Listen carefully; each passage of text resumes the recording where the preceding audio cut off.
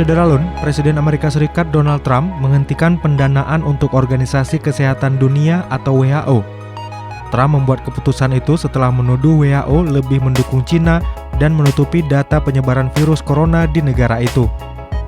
Menurut Trump, pembayar pajak Amerika menyediakan antara $400 hingga $500 juta per tahun untuk WHO, sedangkan Cina hanya memberikan $40 juta. Sebagai sponsor utama organisasi kesehatan itu, Amerika Serikat memiliki kewajiban untuk menuntut akuntabilitas.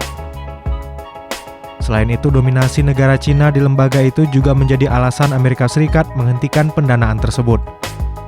Pernyataan Donald Trump mendapat kecaman dari negara-negara, terlebih keputusan tersebut diambil di tengah dunia menghadapi pandemi corona.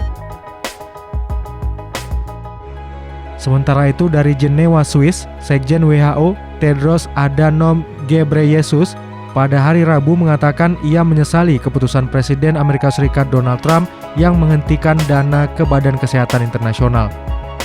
Tedros mengatakan Amerika Serikat telah menjadi teman lama dan dermawan bagi WHO, dan pihaknya berharap akan terus seperti itu.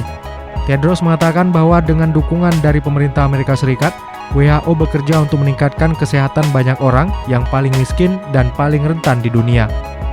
WHO sedang meninjau dampak dari penarikan dana Amerika Serikat dan akan bekerja dengan mitra lain untuk mengisi setiap kekosongan keuangan untuk memastikan pekerjaan WHO agar terus berjalan tanpa hambatan.